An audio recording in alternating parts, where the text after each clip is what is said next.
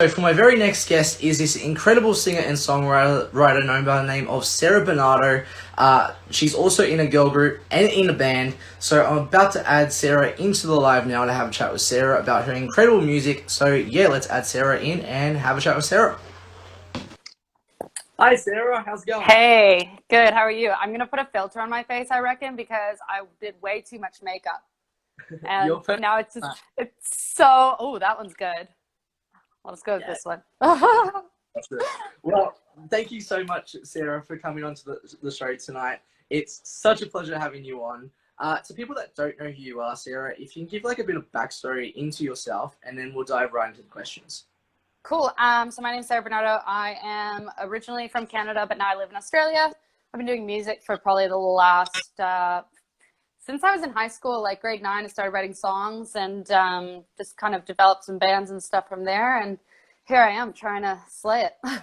Awesome. So we'll dive right into the very first question now. So for my very first question, you're in this incredible band called Your. So you started such an incredible band called Your Own Cult.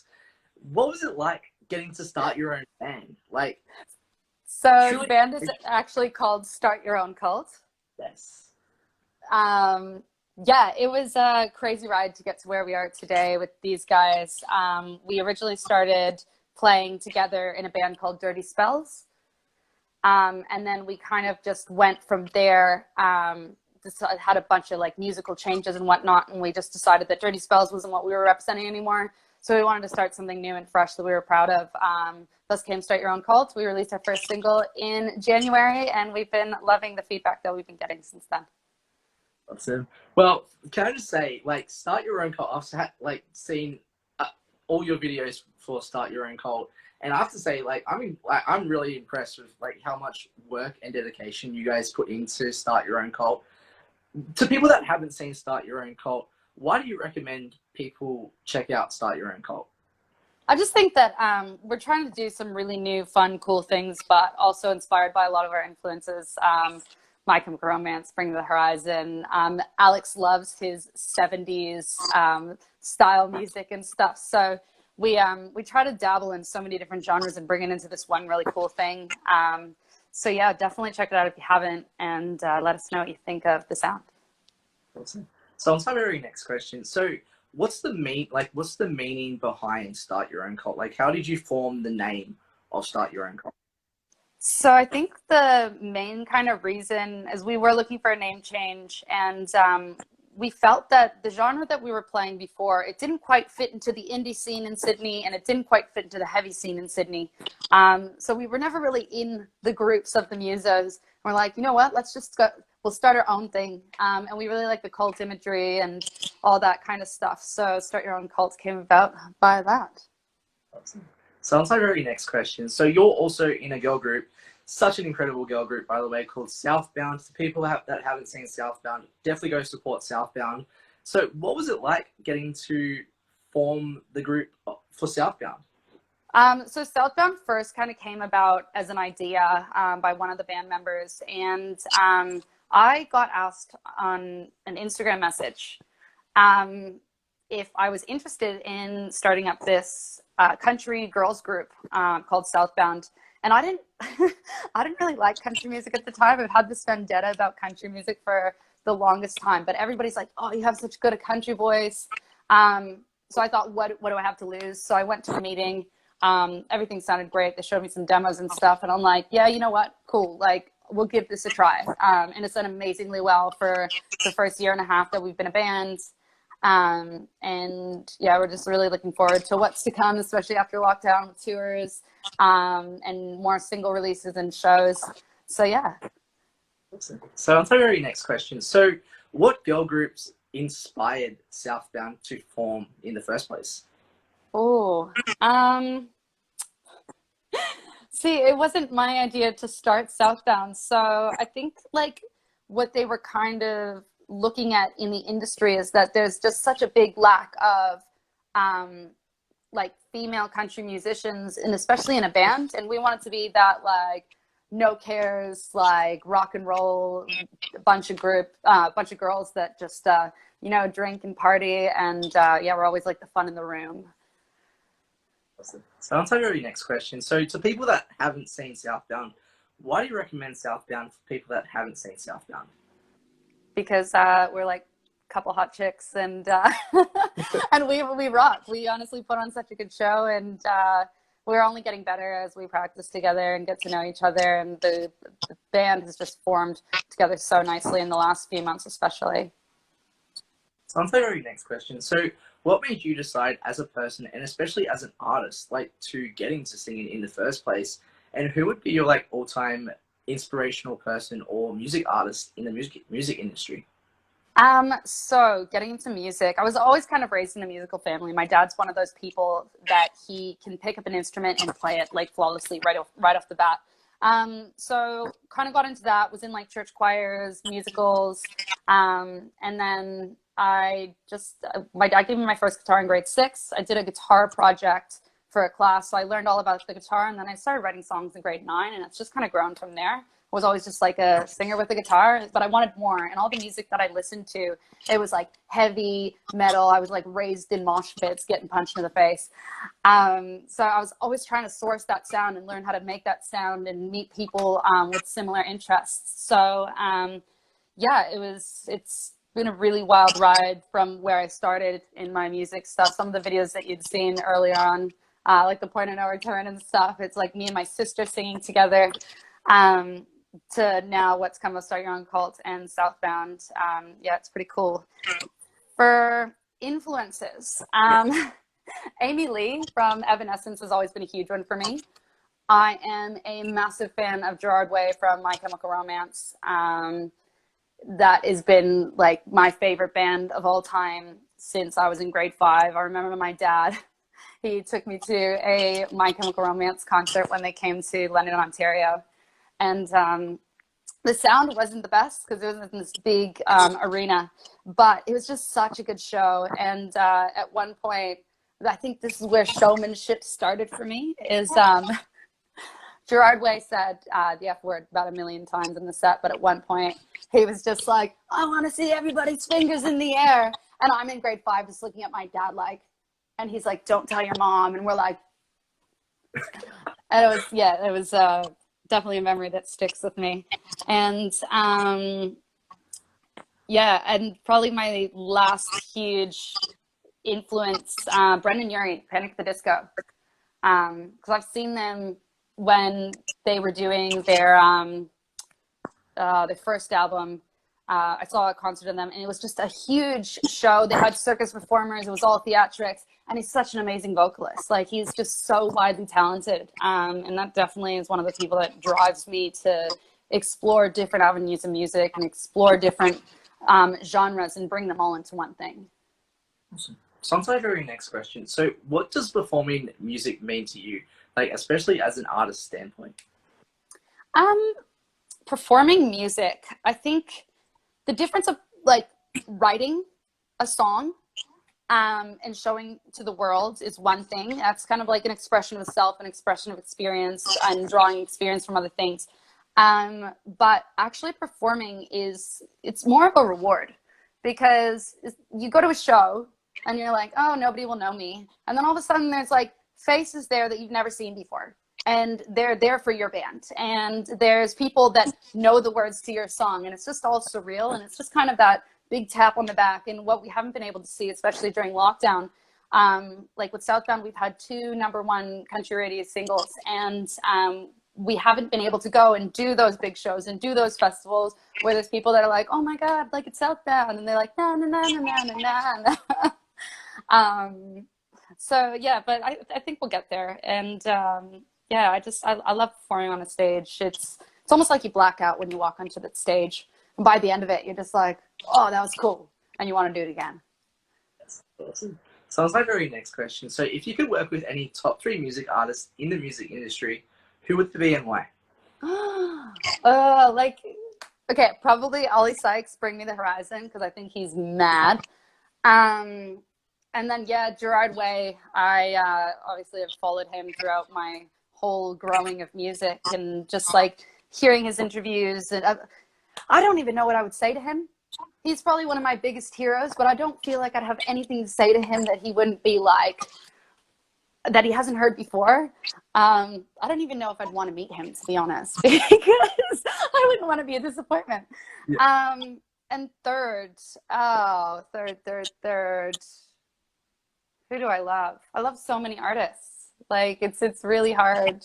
Um, yeah, probably Brendan Urie. Yes. Like he's such a wild character, and someone who's also stuck with me throughout my kind of whole growing of music. And I just think it'd be so amazing to pick his head, because like he's definitely weird. I'm super weird, and I feel like we just like so that'd be really cool. Awesome. So on to our next question. So what have you learned about yourself as a person, and especially as an artist, like during COVID? Ah, okay. What have I learned about myself as a person? That I can drink a lot. And no. I think I've learned to grow out of my comfort zone. On my Instagram, you'll be able to see I did about 10 songs. I did like 10 days where I wrote a song every day.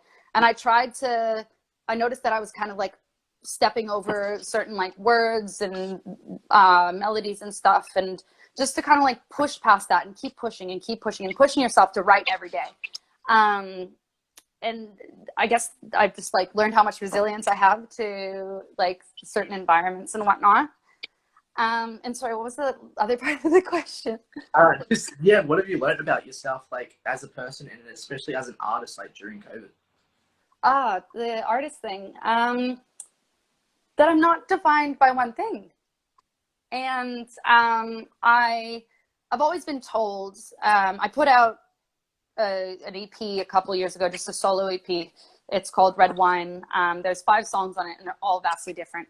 And the main feedback that I got from like industry professionals and stuff was like, oh, well, like the songs aren't all like in the same genre. And I'm like, yeah, I know, because I I like different genres and I like to do different things.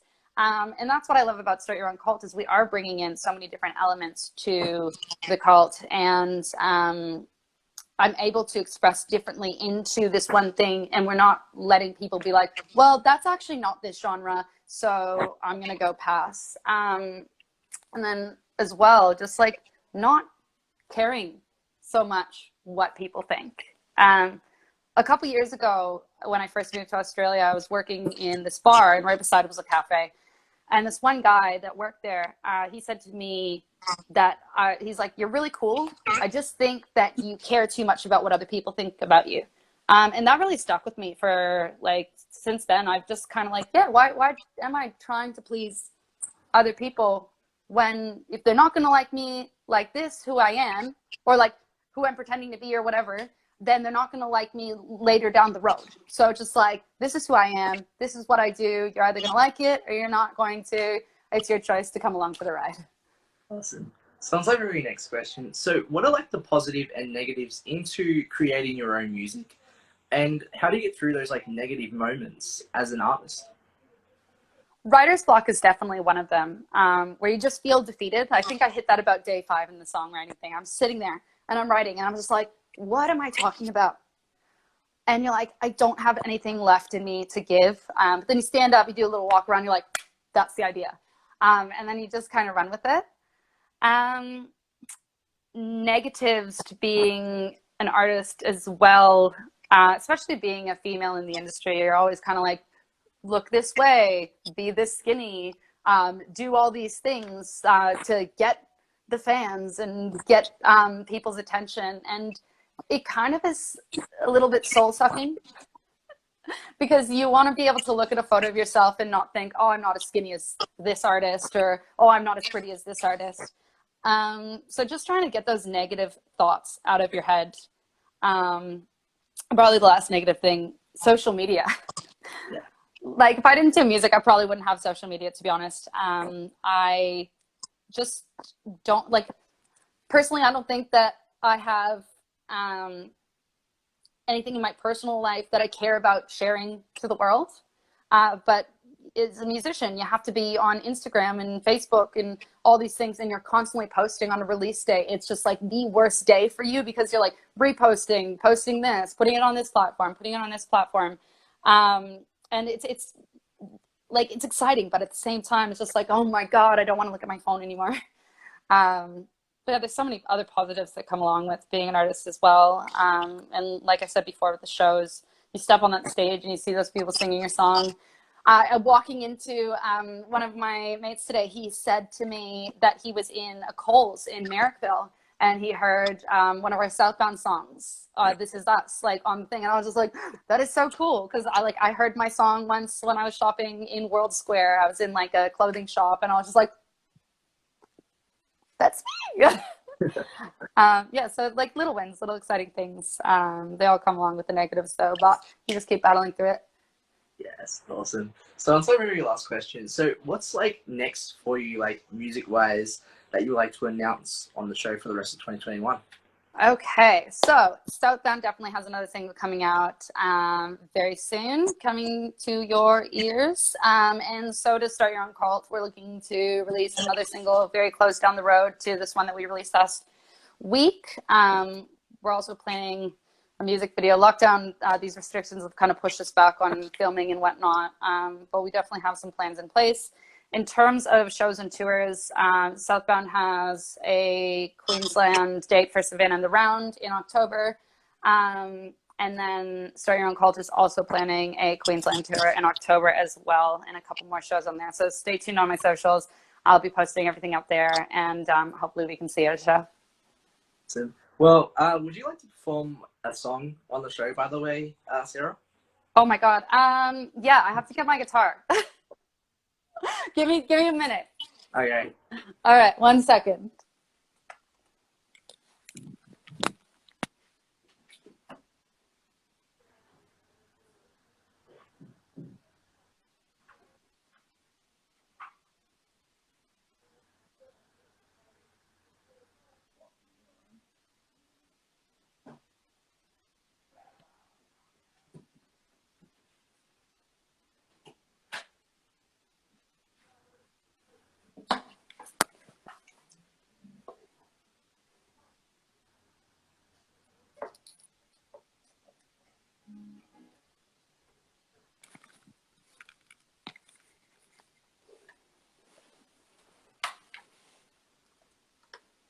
Okay.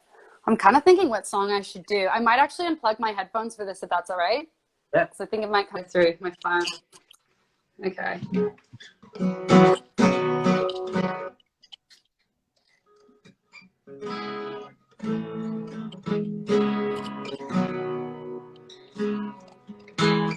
I just need to find out how to even play this song.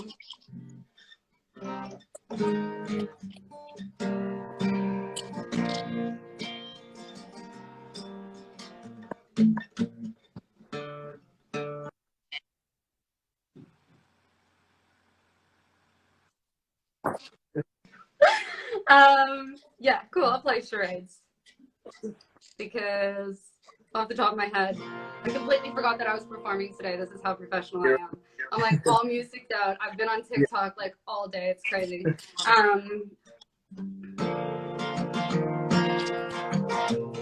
Okay, this is one of my songs off my EP, Red Wine. It's called Charades.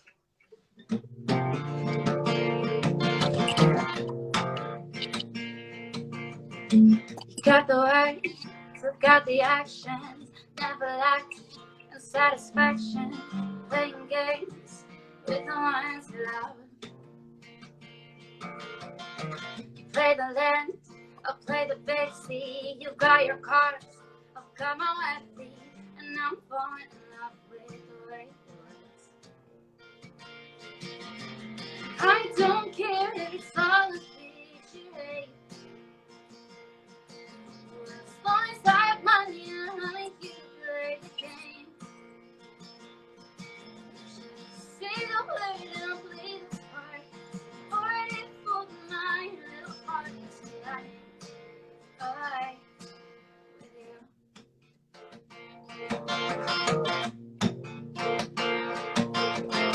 I've got a plan to see this whole world. Be my mate, and I'll be your girl. Together always learn how to get right. I'll break the base. crazy. Together we can cry the country. And we're falling in love. I don't care if it's all a fiction.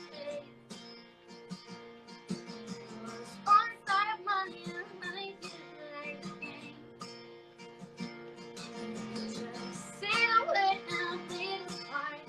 Or if hold mine, a little heart is right.